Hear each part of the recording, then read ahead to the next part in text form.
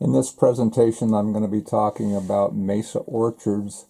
A lot of local people know where it is, but if you're new to the area or just don't know particularly where it is, Mesa Orchards, here's Council. 7 air miles south of Council is Mesa, and this is where the orchards were in this area here. I'll be showing this map again later. It shows the tramway that was built and things like that. Here's the Weezer River over here. The middle fork of the Weezer comes up through here. That will figure prominently in the story here in a little bit. In the early 1900s, there was a big fruit growing rage in the Northwest, especially, and Washington, Oregon, and parts of Idaho really had a lot of orchards being developed. Apple orchards were particularly popular, and what made these possible was the arrival of the railroads in various areas, and we'll talk about how the railroad arrived in Council and helped the fruit industry get started there. The other thing was large-scale irrigation systems that were expanding all over the West, down in the desert areas south of Nampa, down around Twin Falls, and a lot of areas were building big dams for reservoirs and building canals, and it was just a big boom time for agriculture in general as far as irrigation, and the fruit industry really exploded about 1900 and a little bit after that. Basically, the railroads made it possible to export fruit outside of just a local area, and it really made it take off. The railroad from Weezer reached Council in 1901, and of course that enabled them to market to a wider area and made commercial sales of fruit possible. So by 1908 there were about 175 acres of young fruit trees growing around Council, and in 1908 these guys jumped on the big fruit boom bandwagon and organized the Weezer Valley Land and Water Company. It was John J. Allison, George Weiss, and Oberlin M. Carter. And they got money from investors and purchased several thousand acres from homesteaders at the location. The place didn't really have a name yet, but they initially called it the Council Mesa, or the Council Mesa Orchards, once the orchards got started. And these guys started selling 10-acre fruit tree plots, even though there weren't any trees planted on them quite yet. Judah P. Gray from Cortland, New York, was the general manager of the company. Cortland, New York will figure prominently in this story because a number of the managers and employees came from Cortland for some reason. This is a picture that was fairly recently discovered by the Council Valley Museum, and the caption says that this is a crew of Greeks and Montenegros grubbing sagebrush at Mesa, and evidently a lot of handwork. They also used plows to plow up the land, and we'll see that in a little bit. This land here looks like it's been plowed, and these guys are planting trees, of course, very early on in the process. So in order to raise money for their expenses, the company issued $300,000 worth of bonds. Now these bonds would come back to haunt the company for years and years to come, and we'll talk about that a little later. So they sold 10-acre parcels to individual investors for $500 per acre, which would be $5,000 for 10 acres, which would be the equivalent of about $174,709 in today's dollars. That's a pretty good chunk of money for 10 acres of land. But the company would plant fruit trees on this land and care for them for 5 years, plus pay interest on those investments. After 5 years, the owner could operate independently, or the company would continue to do the work for 10% of the net profit from the land. The company would also build a house for the buyer at what it cost the company for materials, labor, and supervision. that supervision clause was probably a little bit flexible, probably whatever they figured it was worth. But this is a picture of what I think is one of the houses they built for somebody there. By today's standard, it would be a pretty modest structure. I don't know, maybe it was an average house in those days. We will see this house a little later in other pictures. So it makes a person wonder why they would buy all this land on top of a kind of a mesa with no water. Bacon Creek ran down to the east of the Weser River, but it dries up in the middle of the summer, so it's a very intermittent stream, and that mesa is a pretty dry area. But during this time, you know, all these big irrigation projects were going on, and I figure that these guys that started the company and the orchards figured, you know, we'll just join the bandwagon of making big, huge irrigation projects. And part of their plan was to build a reservoir. This is Lost Lake today, or Lost Valley Reservoir is the actual name. They would plan to build a dam right here. This is about, I think it's 28 miles north of Mesa. And they would sell water rights to that reservoir in exchange for water rights on the middle fork of the Weser River, which ran right across here and joined the main Weser right here. And I'll show a map that shows more detail of that in a minute. So what they planned to do was sell water rights or trade water rights in order to obtain water rights to the middle fork of the Weser River, which ran right here. Here's Mesa. And so they would acquire water rights to the middle fork in order to build a flume around this hillside and over here to irrigate the orchards. It would be a 7-mile flume, but that's in the future. In the meantime, they had to deal with these two guys, two brothers named Frank and Colonel Ryan. Colonel was his first name, not a military rank or anything. They had established homesteads in Lost Valley where the reservoir was planned. Kind of upset their plans for homesteads.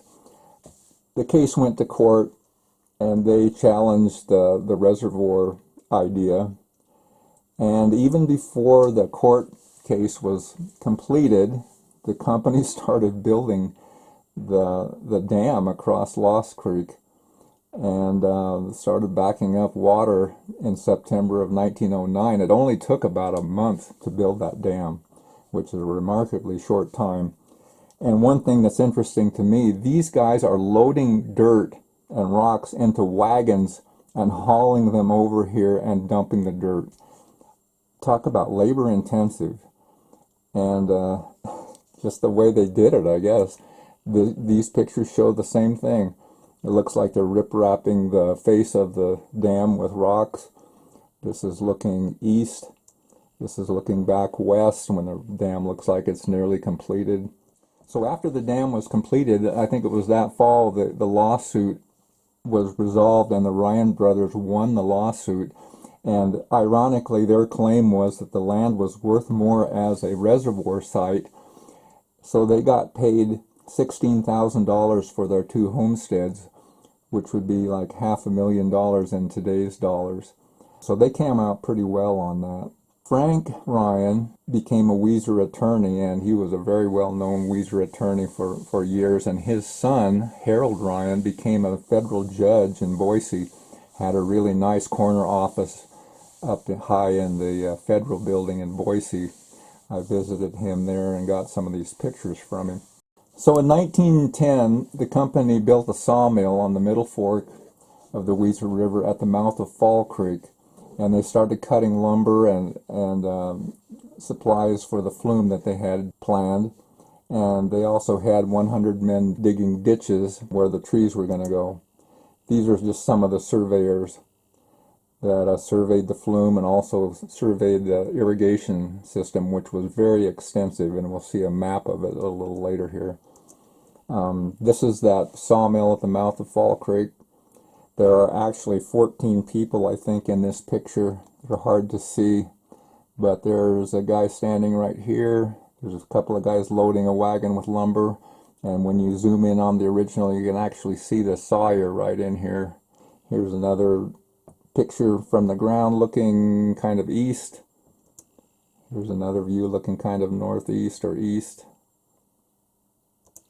This is looking north from the end of the green chain, I suppose that is, with the main Middle Fork drainage there in the background. The Middle Fork is coming down from the right and flowing to the west or the left.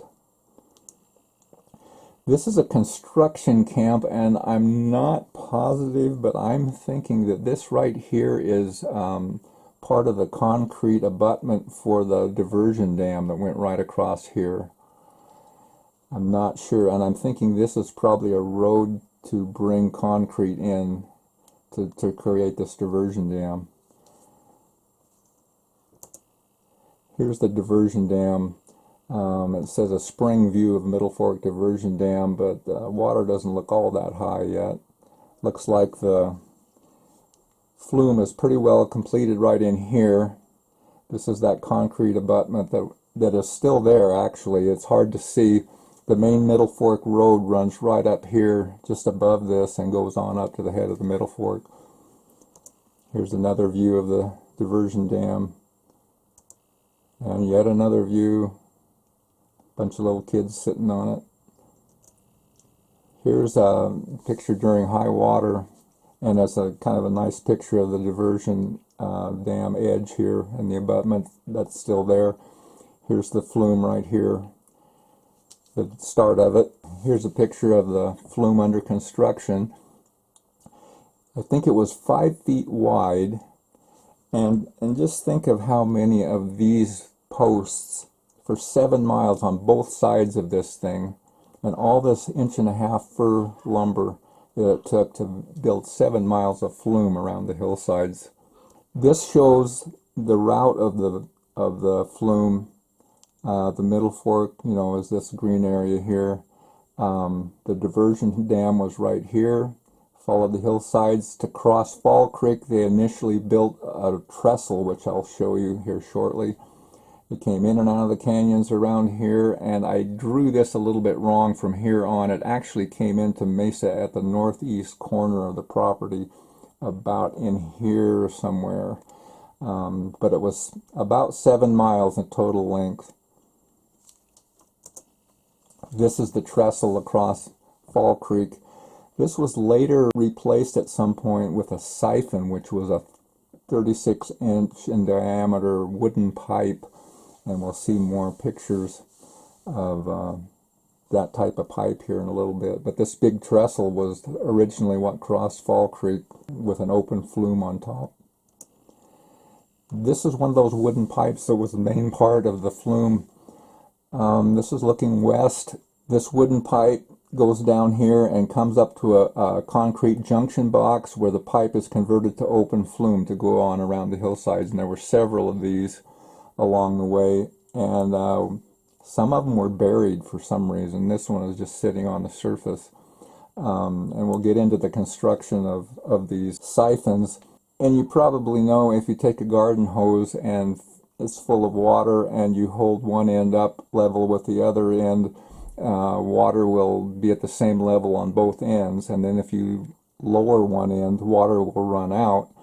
Well, basically, on the upper end of these pipes, water would come in, and this end was a little bit lower, so water would actually flow out over here and into the open flume. This is one of those concrete junction boxes converting the wooden pipe into the open flume. And there were a number of these. There had to be one of these at the end of each siphon or wooden pipe if it was going to go to open flume. These guys are burying one of those big 36-inch pipes, and I'm not sure why they buried parts of it and why they didn't bury other parts.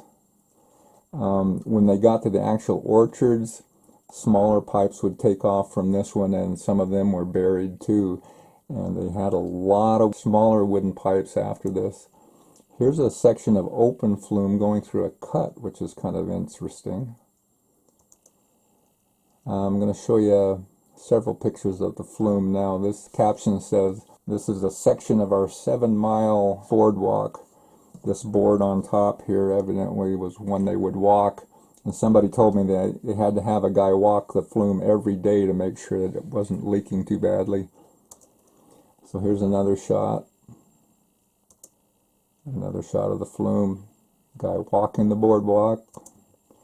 This is an interesting picture here, and I have several pictures of this particular spot. This siphon goes way down in this canyon and back up. The water pressure down in here must have been pretty intense. There's a diversion here where they're letting water out, and I'm not exactly sure what the purpose is. Here's another shot of the same place. Water flowing out there. Evidently they wanted to shut the water off in order to repair the siphon or something. This picture shows the diversion, but there's no water coming out. This is that diversion point. Looking south, you can see the water coming out here out of this chute, and there's a stop gate here to stop water from going past it into the siphon, and they're letting water out. Here's another picture. This is a pretty good representation of the flume, and you can see down here on this end, construction is still in place. The flume is only completed to right here. Just another shot of the flume. The Grays Creek fire, which occurred in like 2016, 2017, something like that, pretty much burned up what was left of the flume. It was in pretty bad shape and had been abandoned for years, but you could still see it up on the hillside. So today when you drive up the Middle Fork of the Weiser, you can look up on the hillside and see the grade that it followed. It just kind of looks like a ditch going around the hill. So here's one of the big main pipes of the flume, and this guy's using a speed wrench to tighten one of the many steel bands that went around to hold the thing together. The boards were staggered so that the ends never all came in the same place, but these boards were planed on a radius. They were tongue and groove, and these little end pieces went between the ends of all the boards. You can see kind of a flange right here that formed this indentation here. They drove it in there, and that made this part of the board expand into this flange here on each side, and that made a watertight seal. So that's how they joined the ends of the boards. By the way, this is a 36-inch pipe that I cut out of the Fall Creek siphon and put it together. It's now in the Council Valley Museum, and it's kind of an interesting artifact. Here's another siphon, a buried one for some reason. This is a little bit smaller pipe than the main pipe, so this is probably after it arrived at the orchards and it is being diverted. It came to a point where the main flume was divided into two pipes, and this may be one of those, I'm not sure. Here's a point where a diversion is being made to a smaller pipe, and there's a control gate here to shut it off or on. They also had open ditches in addition to a lot of pipe, smaller pipes, everything from 12-inch pipes down to 6-inch pipes, and I assume they were made out of wood in these days. So a lot of pipe. This is a map of the water system. I drew in the old highway here, this blue line. I'll talk about it in a few minutes. It was started and built through downtown Mesa in 1918. But this is what those surveyors laid out. And I'll zoom in here on the upper right part, the northeast corner, where the flume came in. The open flume right here evidently was 3 by 6, however they figured that. But it says end of main canal, gates for both pipelines. So evidently it split here and went into 2 main pipelines. You can see little numbers here. This is 12-inch, 12-inch. It comes down to 10-inch, 10-inch. This one is an 8-inch pipe. And the 10-inch one here. This is probably the lot number. They had lot numbers for all the divisions of the orchards. This is downtown Mesa. and showing the pipe system again. The blue line is the highway going through. This says packing house and storage. It says warehouse. This is a garage. That garage is, there's a garage there today that's in the same spot, but this one actually burned down in 1945, and we'll talk about that in a little bit. Over here is a cookhouse, a bunkhouse. This is the store. These are evidently a couple of the nice houses that were built after 1920, so I'm not sure what this map dates to, but this is an evaporator, an evaporating plant. Somebody asked me about this, and evaporators were used to take some of the water content out of apples before they would ship, because they would last longer during shipment. And it was just a method of extracting some of the moisture out of them. This says supply valve. It's printed twice for some reason. And again, showing the sizes of the pipes. 1 1/4 inch supply valve. Pretty complex system. In 1910, the town site of Mesa was mentioned by that name, and that's the first time I saw an actual community or town site mentioned. So this was 2 years into the development of this place. And in 1910, depending on what figures you believe, there were 72,000 to 113,000 trees planted at Mesa. And the numbers varied so widely, it's really hard to know exactly how many, but there were tens of thousands of trees planted. And the irrigation system wasn't done yet. And so they decided to save those trees because they needed water. They started hauling barrels full of water in wagons and dipping it out of those barrels and watering each tree. All or most of those young trees died because they just couldn't keep up with watering. Look at this, is one little corner of the orchards and what they had to deal with. Can you imagine watering all these trees? 1 barrel of water probably wouldn't even finish this little section of trees here. So how many hundreds of barrels of water would you have to haul? So yeah, all or most of the trees died in 1910 or 1911.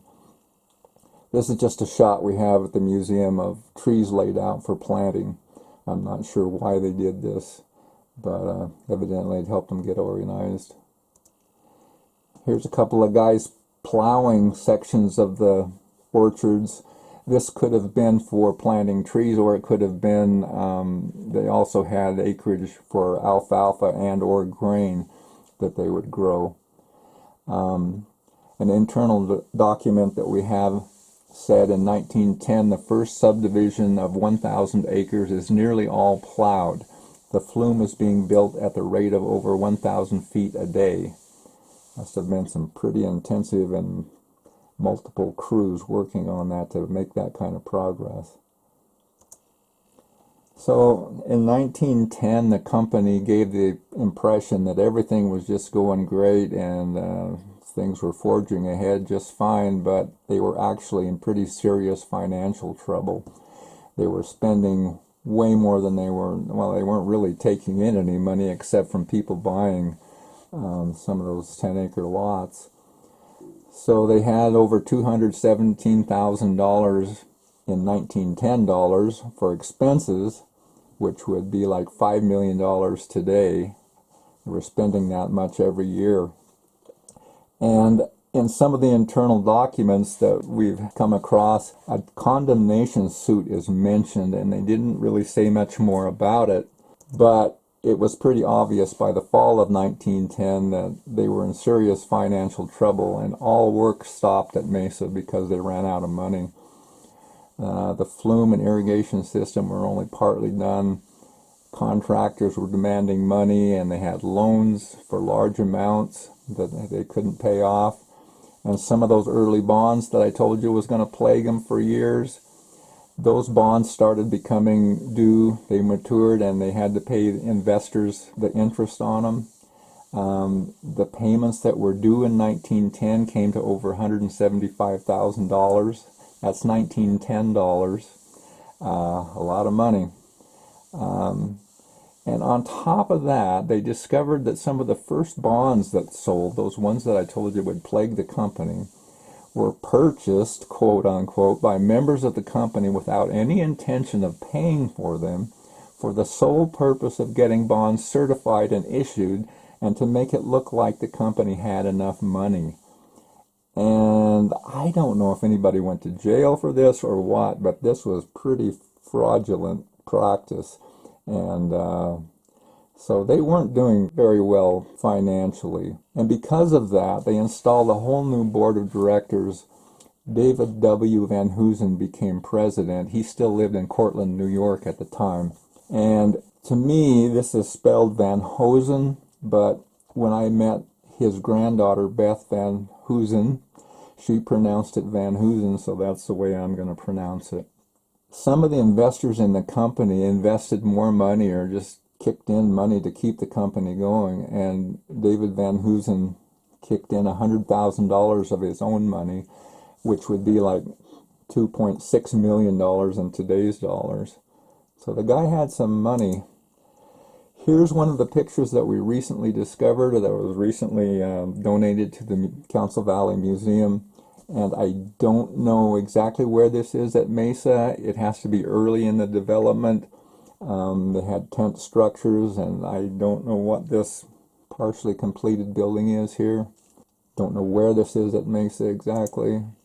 Here's another picture. The caption for this one was, "The oldest building at Mesa."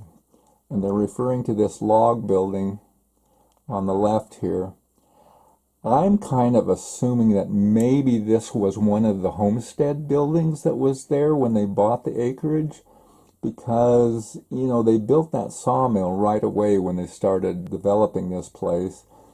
And why would they have a log building if it was one that the company built?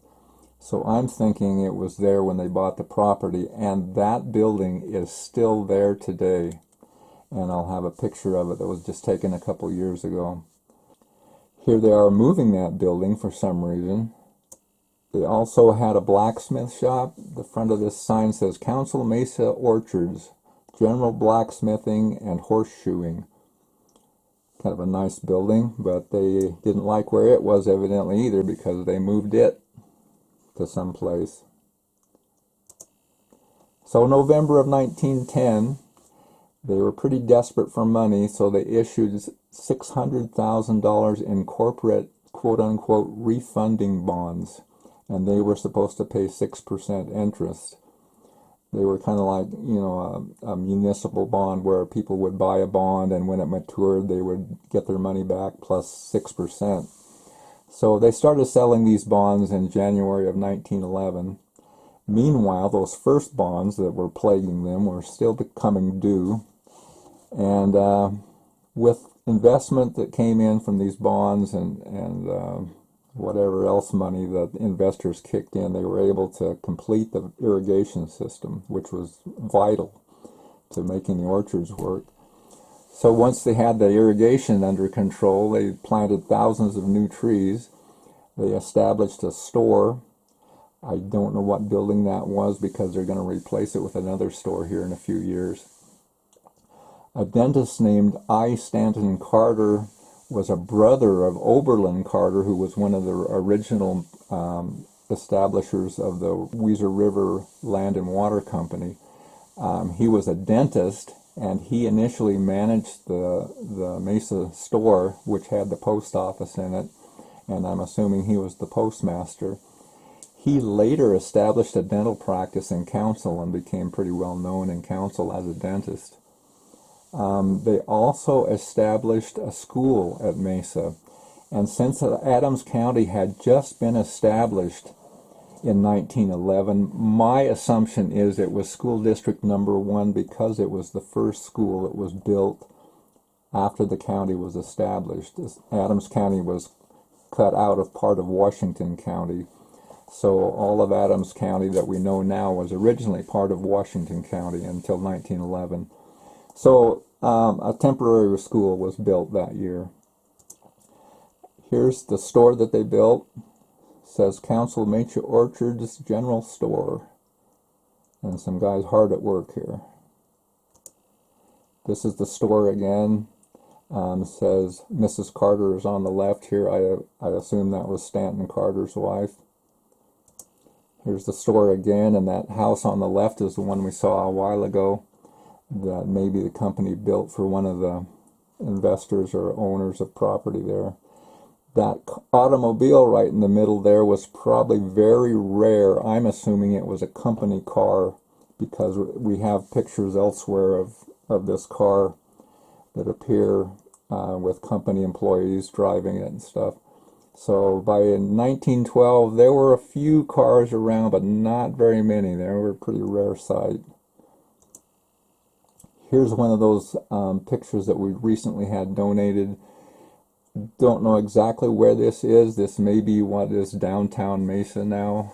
You can see the plowed ground in the foreground.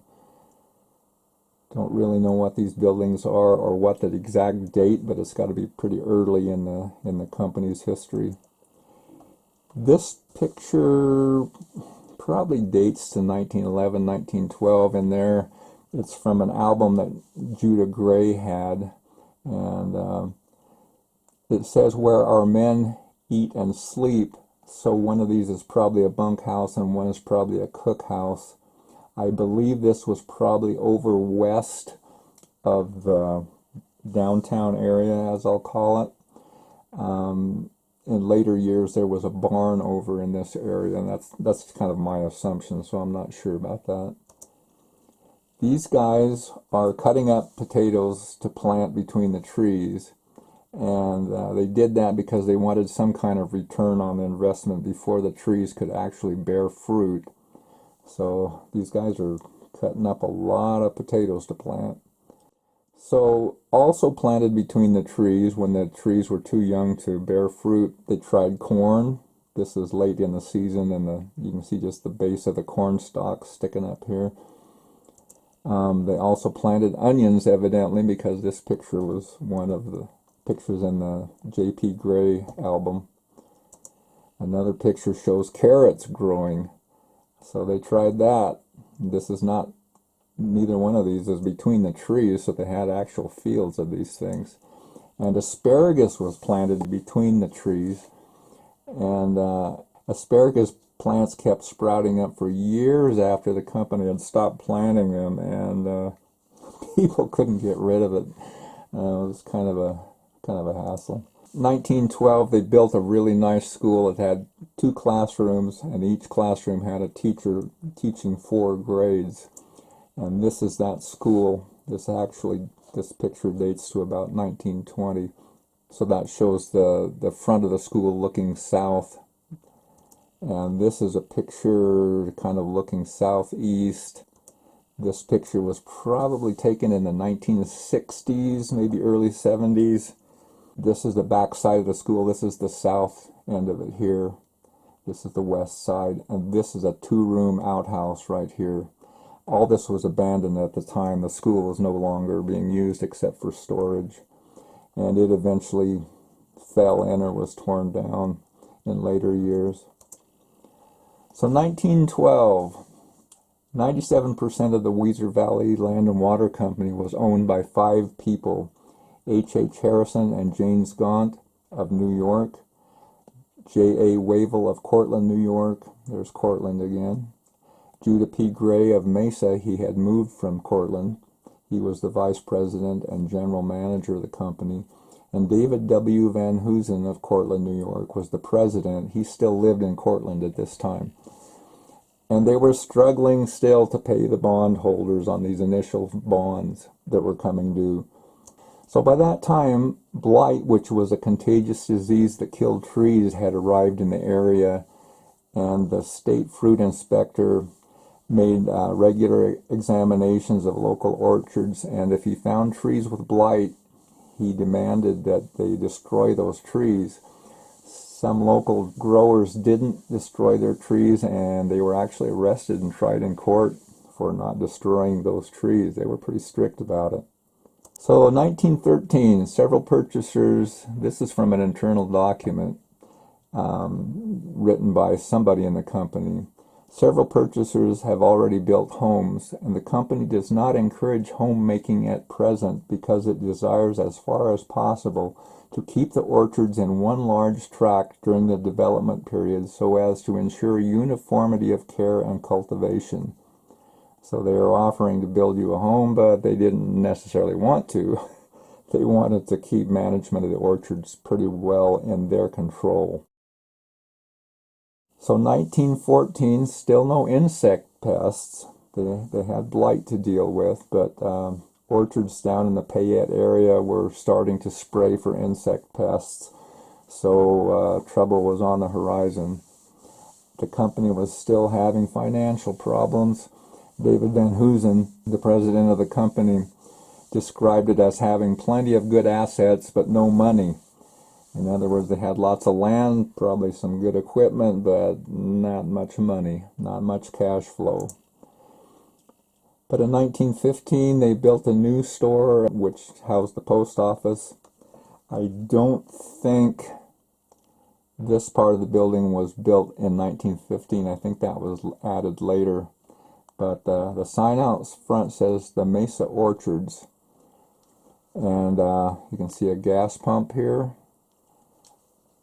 So that was the improvement on the old store. So in addition to a new store building, they built a lodge, and I have no idea what it looked like. We have no pictures of it.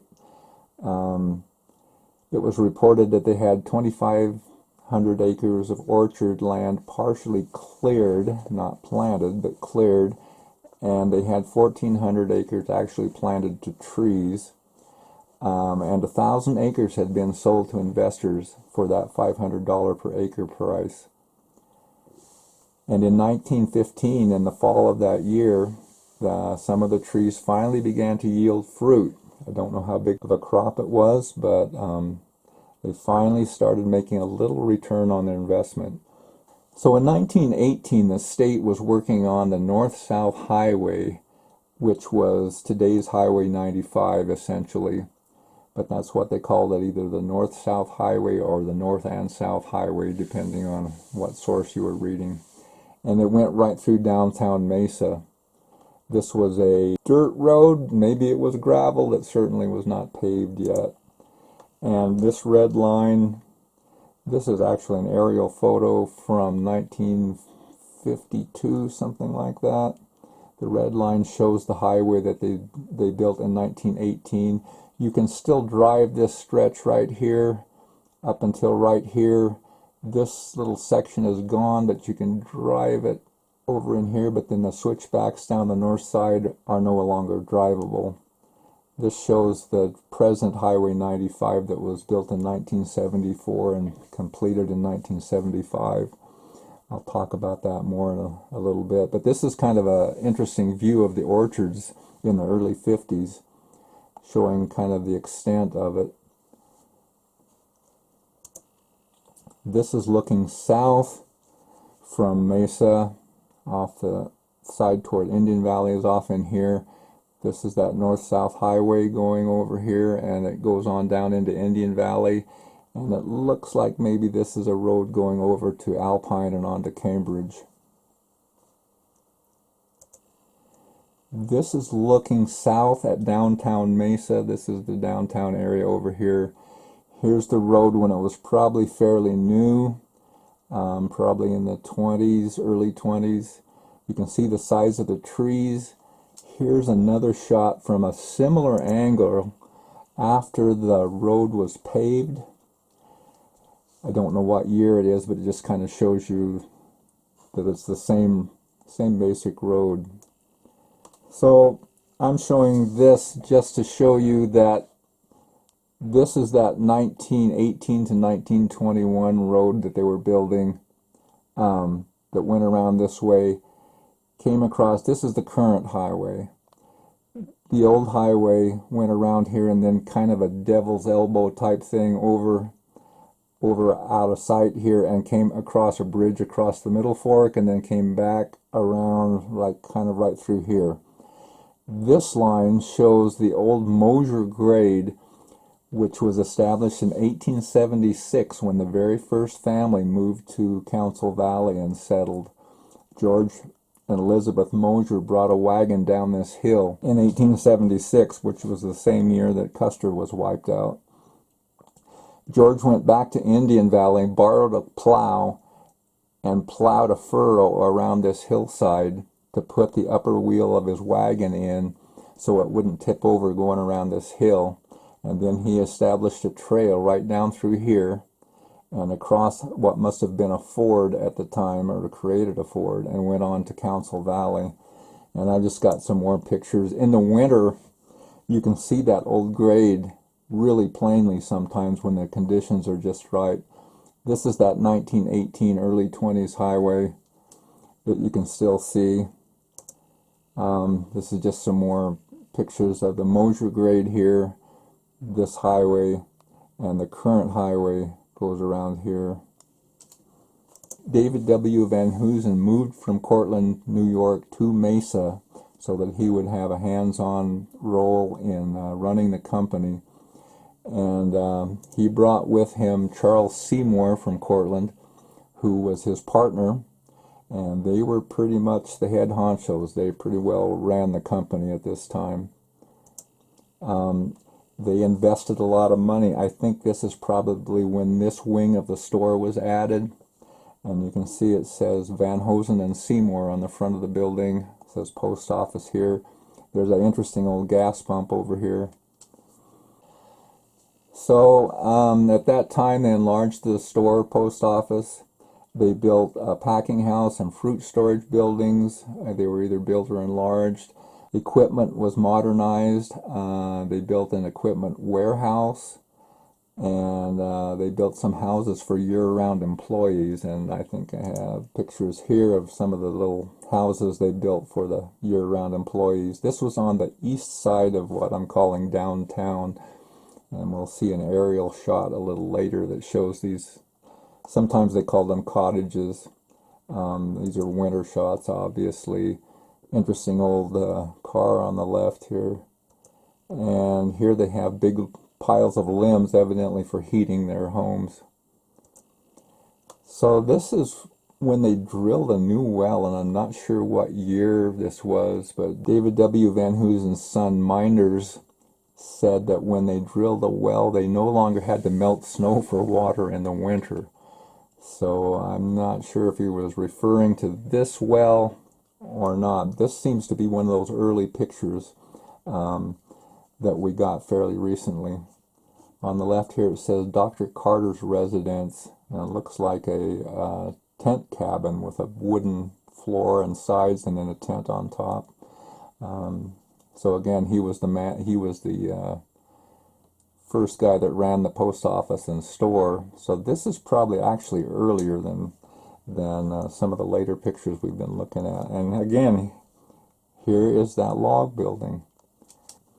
David W. Van Hoosen's son, Minders, wrote kind of a story of the orchards, and in part of that he said, during all the Van Hoosen era at Mesa, there were a few outside owners. Most of them were the original investors who had stayed with the project and owned 1, 2, or 3 10-acre tracts. These tracts were cared for and operated under contracts with the owners, along with the balance of the orchards under our management. In addition, there were several local owners who lived on their tracts and cared for them individually. So you'll see it said that Mesa was one of the biggest orchards in the world. I don't know that that's true, but they were one of the biggest orchards in the U.S. It's a little hard to pin down because the figures are all over the place. So it was said to be one of the biggest orchards in the U.S. under one management.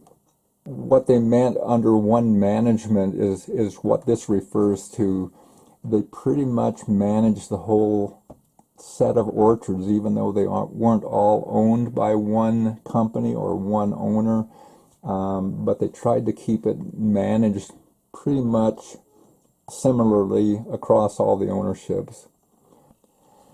So this is an apple box label that went on a box of apples. This has been reproduced as a painting on the front of the Council Valley Museum. This is a picture in front of the school taken in 1920 of employees of the Mesa company at the time. And I'm going to zoom in on the left side here just to kind of get a closer look at these people. A lot of these people have been identified. We have their names on file. This girl right here will show up in a picture later. She's got her picking clothes on, and this is her picking bag. And over on the right side, you can see the partners that were running the company, Charles Seymour and David Van Hoosen. And we're going to take a closer look at this guy. His name was Shorty. His actual name was Richard Mulvihill, and he was from Cortland, New York. And in a couple months after this picture was taken, or a few months later, he was involved in an incident I'm going to tell you about here.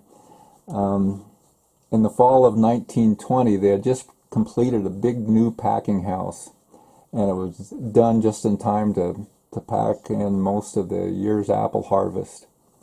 And then on December 18th, and remember this is during some of the shortest days of the year, it would have been dark or nearly dark, they discovered that this brand new packing house was on fire. And Charles Seymour, one of the partners that ran the company, and Shorty Mulvihill ran in with fire extinguishers to try to figure out where the fire was and get it put out. And they did not come out for several minutes, so the people outside got kind of worried, and they put wet sacks over their heads and formed a chain of people kind of clinging to each other and snaked their way into the building. They found Shorty on the floor unconscious from smoke inhalation, and they drug him out, but they couldn't find Charles Seymour anywhere. So they just had to sit and watch, and then about 8:30, the roof of the building collapsed, and when the roof came down, it pushed a big rush of air out through the walls and blew a bunch of timbers and boards and burning odds and ends out across the ground next to the burning building.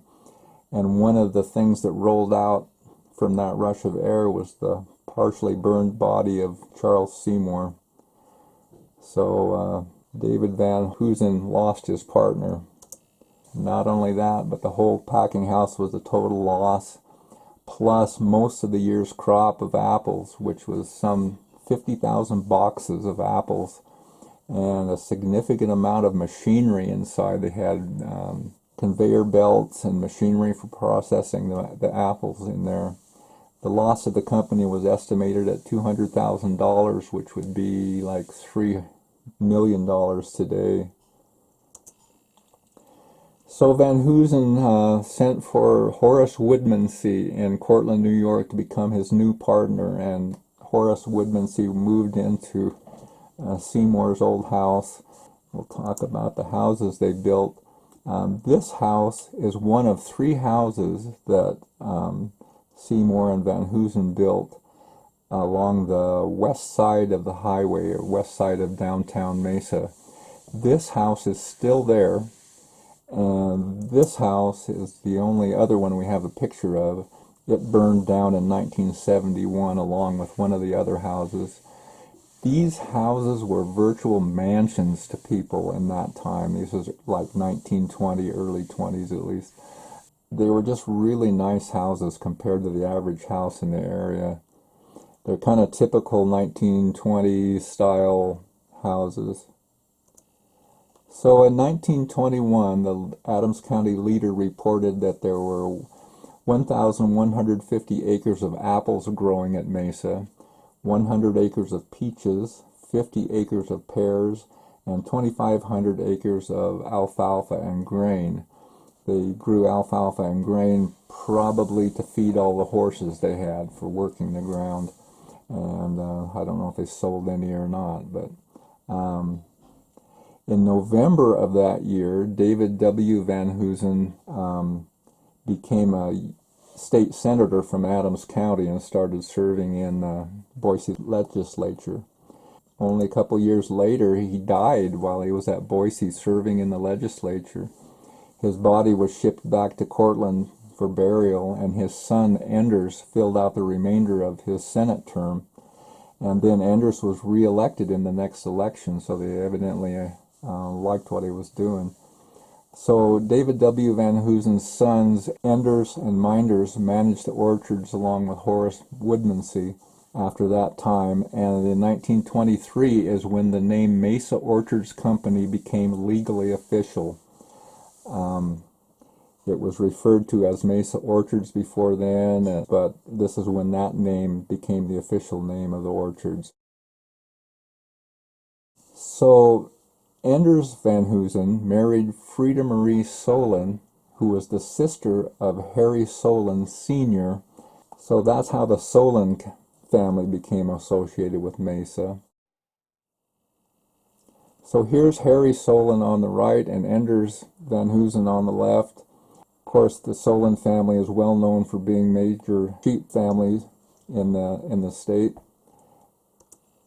This is Enders and Frida's daughter, Elizabeth Van Hoosen. They called her Beth. And she's the one that visited with me years later and gave me some of the pictures that we have, and actually have some home movie footage from when they ran the company. So 1923 was a poor fruit market and just a bad year in general. But the next year was a pretty good year. They had a good crop and they got a pretty good price for them. 1929, in order to obtain more water rights, and again they were going to trade water rights from the reservoir for water rights on the middle fork of the Weiser. So to get more water in storage in the Lost Valley Reservoir, they raised the dam using basically the same technology as when the dam was originally built, which would be shovels and Fresnos and horsepower. So this is a home video taken by the Van Hoosen family in 1929 when they were raising the reservoir dam.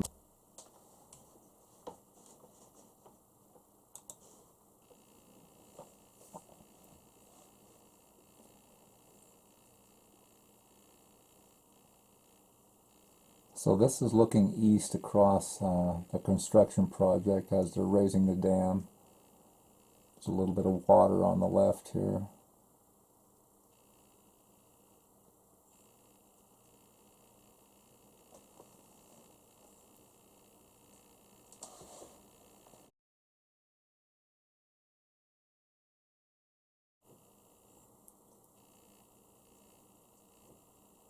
This seems to be looking kind of west. And here they are using horses and Fresnos. You can see another team that was coming out on the left. There are 3 teams in this shot. One leaving on the left there, one in the middle, and on the far end of the dam there's another team coming into sight. And this is a water gauge house. I suppose to determine how much water was coming out of the reservoir. And we'll get another shot of these concrete uprights here in a little bit, but boards went between these uprights to stop water and determine the level of the reservoir. This is Frida and her daughter Beth Van Hoosen.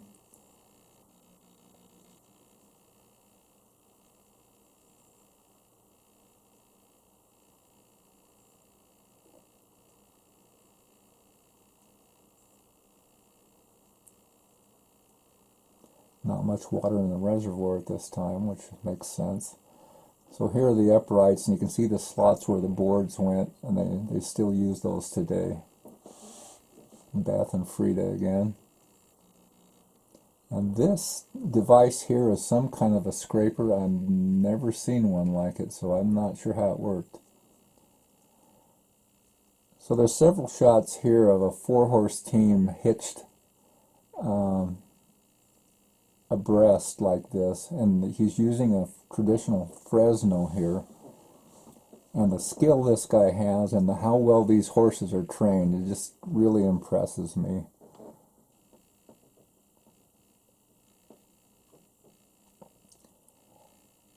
The top of the dam was probably 8 feet across, just barely wide enough for 4 horses to walk abreast. And the guy is dragging the Fresno off the far side here, and the horse's feet are coming off this edge as they step sideways and turn around on top of that little narrow area. And here he's doing it again. He's dragging the Fresno toward us off the edge. The horses are stepping sideways, barely enough room to even maneuver. One of the things that Van Hoosen and Seymour did in about 1920 was to build a tramway that went from the downtown Mesa area down to the railroad siding 3.5 miles away, straight north. And this is where it started. There was a big engine in here. It's been said that this aerial tramway was gravity powered by some people, but it really wasn't. It just wouldn't quite operate that way. This cable up here is stationary, doesn't move. These wheels roll on it. This is a clutch down here. This lever engages the clutch that fastens it to this moving cable down here. And when this little roller here hits a block in here, it disengages the clutch and stops the motion of the carriage. The tramway ran from downtown Mesa straight north in a straight line down here 3.5 miles and met the railroad. The railroad came up the Weezer River, came across here, and then from here it went straight north pretty much to Council. Just before the Middle Fork, if you're driving south on Highway 95, right here where this X is, there are the remains of one of the tower supports. Basically now it's just a pile of broken concrete, but it was the support structure for one of the tramway towers, and it's still there today.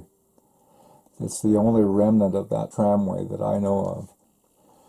So the tramway, as I said, was 3.5 miles long, consisted of 48 wooden towers that ranged in height from 20 to 45 feet, had 42 steel baskets that carried 6 to 8 boxes at a time.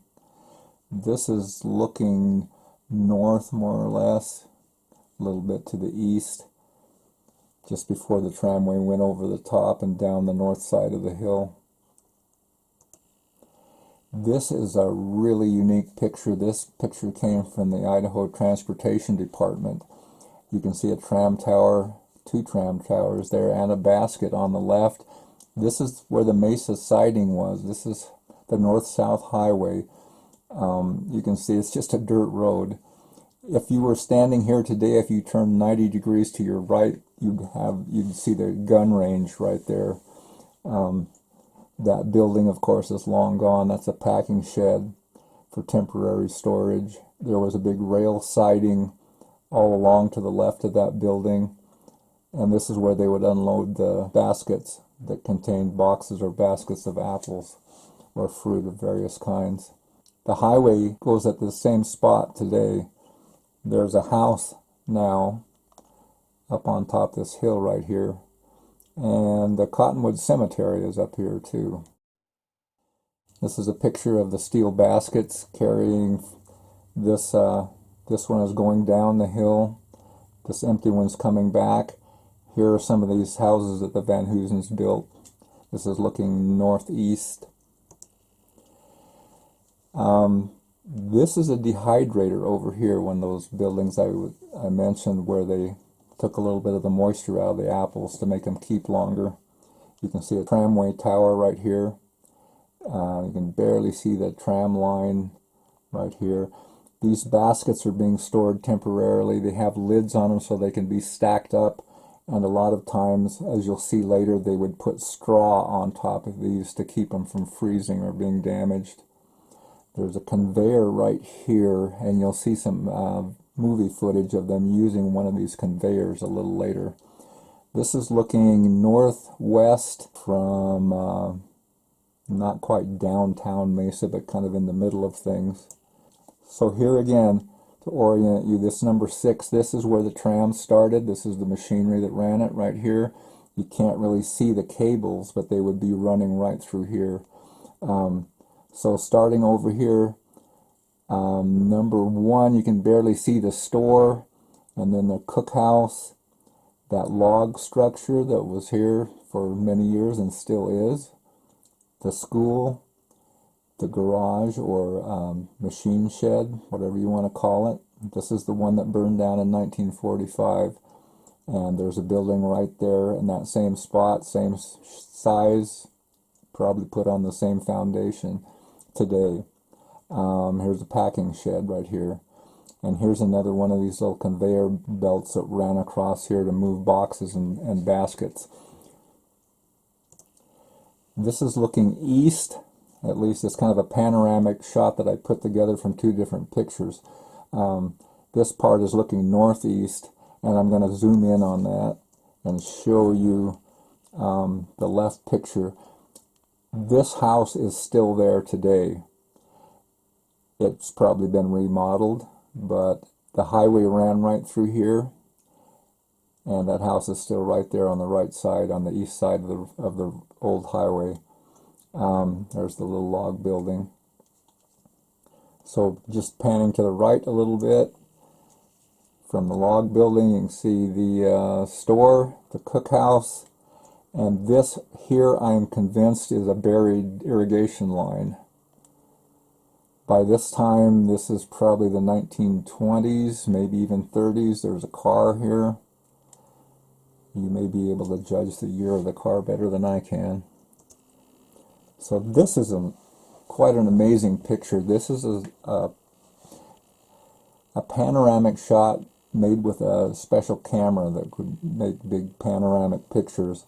And I'm going to zoom in, starting over here to the left, and take this in sections going to the right. So going over to the left and zooming in a little bit, here's a section of the orchards. This is in 1920, by the way. Here's the barns over here that I mentioned earlier, and I'm thinking maybe those that bunkhouse and cookhouse in the old picture was maybe over in this area. I'm not sure, but in the 20s and 30s, this is where the barns were, where the horses were kept, and some other animals. So this is kind of looking a little bit northwest. And I'm going over to the right. You can see Council Mountain in the background on the right. Here's that machine shed or shop, whatever you want to call it. There's the packing house with those little vents on top. The school is right here, and the store is in the background there. You can't really see it. And I think this is maybe that cookhouse that is still standing today. But you can see the enormity of these orchards when you look at this expanse of trees. In the foreground here, there's a loose haystack and one of the hay fields. And it even goes further, looking straight east pretty much. Kind of shows the size of the orchard. And again, you can see this is October 1920. This is a basket label that went on a basket of apples. Here's a basket label that went on pears, basket of pears. This is a box label that went on a box of apples. And here's a picking crew of some young ladies that posed for a picture. And as I said, this young lady is in one of the previous pictures of everybody in front of the school, probably taken the same day. It's interesting to look at the shoes they had on, all laced up, and the way they have their pants tucked in or rolled up, and they all have hats on.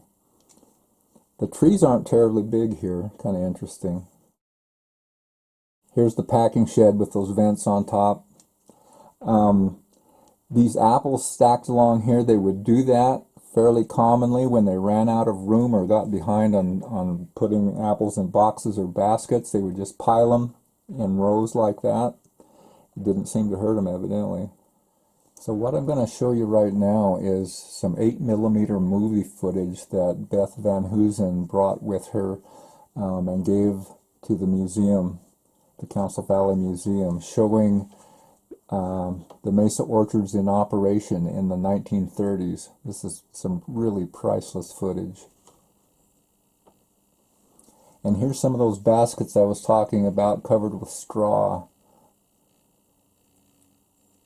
Even though they had motorized vehicles at this time, they were still using horses a lot.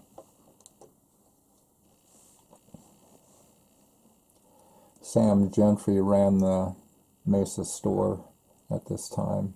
You can see the gas pumps there in the middle. There's the old log building in the back, and there's a cellar just visible on the left, and there's going to be a picture of a guy going in the entrance to the cellar right here.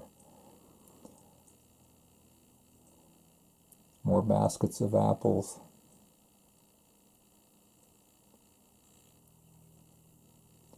I'm not sure what some of these buildings are, but they have some interesting mechanized equipment with conveyor belts taking apples up into the packing shed.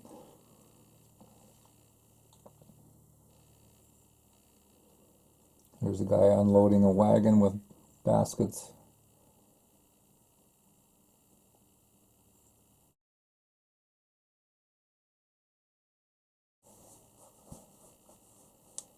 You can see one of the nice houses there in the back, another one.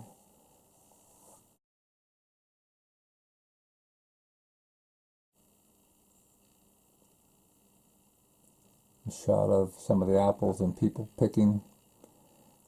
Kind of a demonstration of how the picking bags worked.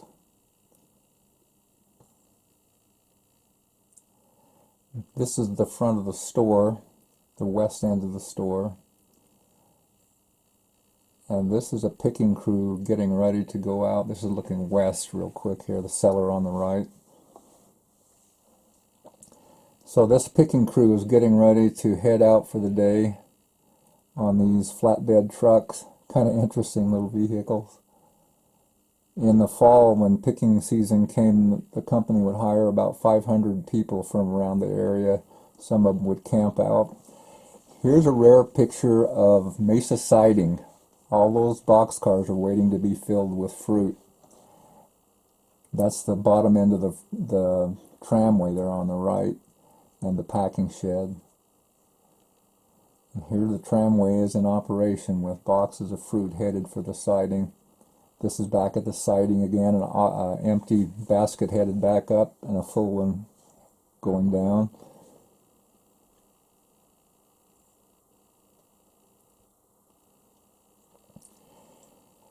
This is a fully loaded box car. It took all day to load one of these.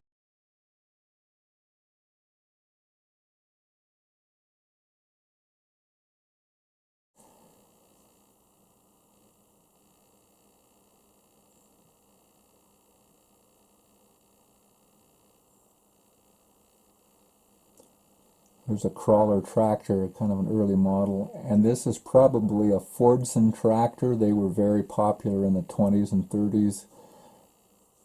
One of the earliest models of tractors that were popular. And of course they were still using horses. This is a disc plow, which is something you don't see that often anymore.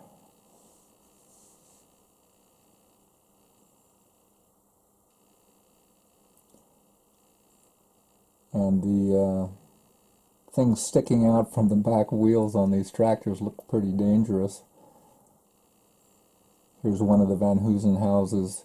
There were 3 of these right in a row, and these first 2 on the left here are the ones that burned in 1971.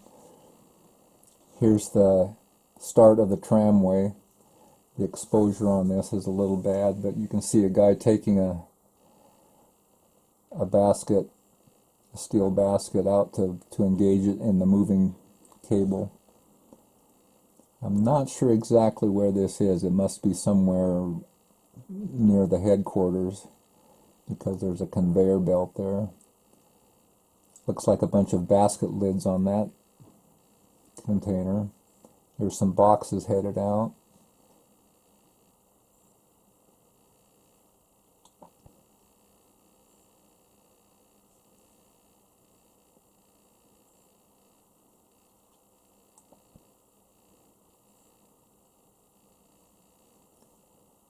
This slip has no wheels. It just has 2 beams underneath, and it's just sliding along on the grass. And here they are loading boxes of apples on top of it.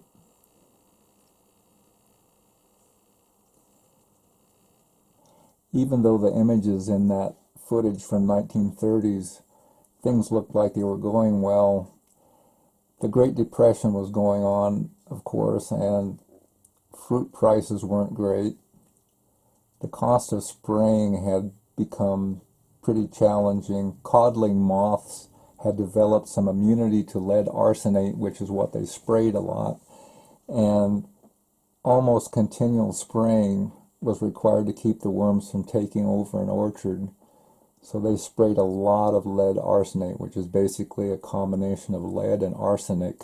Also at that time, new federal health regulations required that apples had to be washed with muriatic acid to remove the lead arsenate. And muriatic acid hurt the keeping quality of the apples, so they had to be refrigerated for storage and transport. And cellars were no longer adequate for long-term storage. You had to have refrigeration, which was, of course, more expensive for the equipment and to operate them. And also the accumulation of lead arsenate in the soil made it almost impossible to start new trees on the ground where this had been sprayed routinely.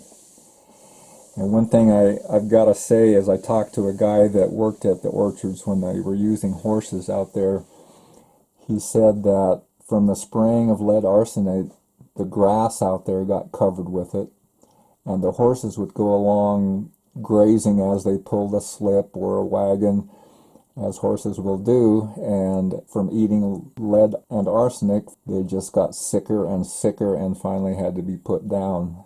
And virtually all the horses that worked out there eventually had to be put down because they got so sick. So in 1934, by this time the highway was paved and trucks had become advanced enough that they were dependable, and the tramway was just kind of antiquated and trucks were more practical, so the tramway was abandoned. And that same year, once again, the Mesa Orchards were challenged with finances and they went into bankruptcy. For the next couple of years, they struggled along somehow. I don't know exactly how it was managed or what happened, but by 1936, a judge ordered the sale of the orchard's property, and they were purchased at public auction by the Western Idaho Production Credit Association for only $66,050. This had to have been just a fraction of what this property and equipment and all that stuff was worth. I mean, it's just a shame that that's all it sold for. Of course, this was during the Depression and times were hard. So in 1938, F.H. Hogue of Payette purchased the orchards, and he spent $63,000 rebuilding the flume so that they could continue irrigating the trees. That would be the equivalent of about $1 million today. In 1940, the highway department said that the tramway was kind of a hazard for highway travel, so the tramway was torn down. It hadn't been used for about 6 years, and it was just sitting there deteriorating, so it was torn down in 1940.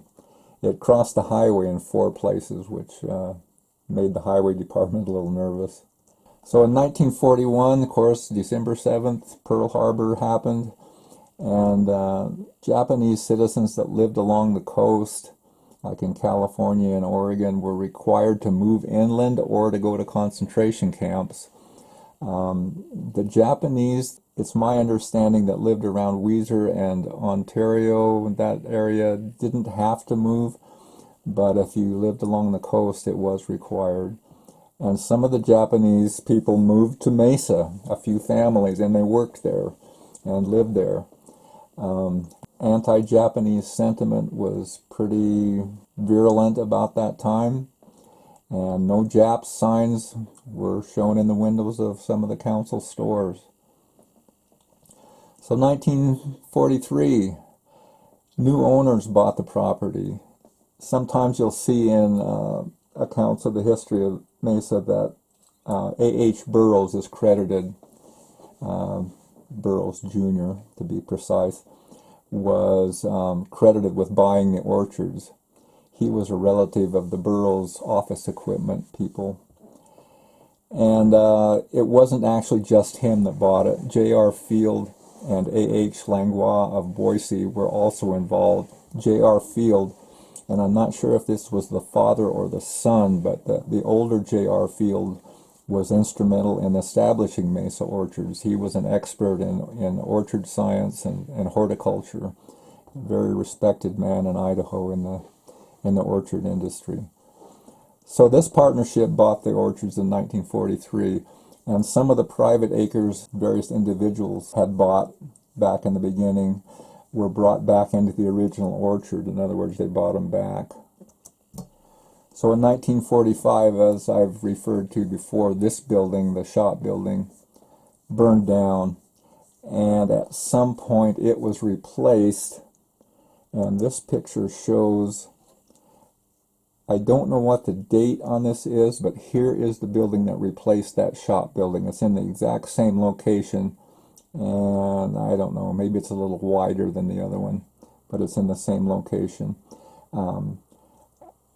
I'm not sure, as I said, I don't know when this picture was taken, but the school is still there. The store is still there. The cookhouse. The packing shed, it looks like a wing has been added on. Where the cellars were, there's other buildings here now. This may be that evaporator that was there in one shot. These are those nice houses that the Van Hoosens built. And these are those bungalows along that east side of the highway. This is the highway running through here. This is where the permanent employees live, the year-round employees. So in 1946 to 1947, that school year was the last year that the Mesa School was active, and they had 28 students at the time, 8 of which were Japanese. And the students were then bused to council, and the school was used for storage. Those kids, this must be a picture from about that time, maybe the last year of school. There are 8 Japanese kids in this photograph. Some of these kids went on to attend high school in council and were fairly popular, well-liked, participated in sports and other activities, and didn't seem to have any problems. So the anti-Japanese sentiment evidently calmed down to some extent anyway. So in 1947, Mesa had the biggest crop in its history, an estimated 500,000 boxes of apples. 6 train cars were filled every day down at the Mesa siding. In the early 50s, they built an applesauce plant, and I don't know if there was one there before 1951, but at that point they built a new plant. And in the early 50s, they were canning 47,000 cans of applesauce every day. And 3.5 tons of finished applesauce was canned per hour during an 18-hour day consisting of 2 9-hour shifts, 60 workers per shift. So there were a total of at least 120 employees and probably a few managerial positions on top of that. So that's a pretty big operation. That's a lot of applesauce. So here's one of the Mesa brand applesauce labels. I'm told there were maybe half a dozen or more various labels that were put on at Mesa. This is another one. This may be one that was sold at Safeway and maybe other stores.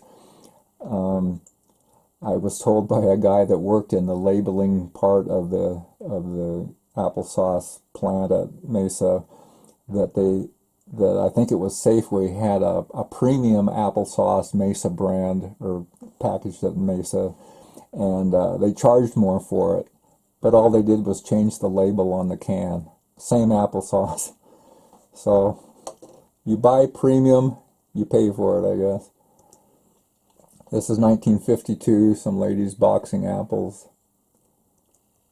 This is a grading line where these people would sort the various grades of apples, and each of them had a bin right in front of them on either side where they would put the various grades of apples. Here's a shot of the bins between when people were there working. Now these people These guys down here are loading apples onto this conveyor, and it would come across here, and these ladies would pack apples into the boxes, and they did what they called ring facing. These are, I don't know if they're called ring faces or what, but these fancy little things went around the top of the baskets. There's some over here too. This is what they looked like. This is actually a reproduction. This is an original label. And so this is what they ring-faced. They placed the very best apples on top after they'd filled the basket up most of the way. And this was for display purposes in the stores or wherever they were trying to sell apples, so that they looked really nice. So that was called ring-facing. And of course, when they were shipping apples, one of these lids, this was kind of deteriorated, but one of these lids went on the basket. It wouldn't have looked like this when they were shipping them. In 1954, 3,500 acres were sold to Montana ranchers Brian and Emma Ball, which was pretty much the whole shooting match. But by now there were only 830 acres of orchard. The rest was farmland and grazing and stuff. The Ball family decided that the flume was too costly to maintain, so they stopped maintaining it and just pretty much let it go. Didn't use it anymore. In 1955, the applesauce cannery was continuing under the name Farmerdale Products Incorporated. And by the end of May 1955, the cannery employed 50 workers.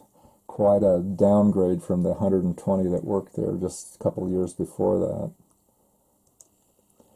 So in the late 50s, I don't know exactly what year, there was a devastating frost.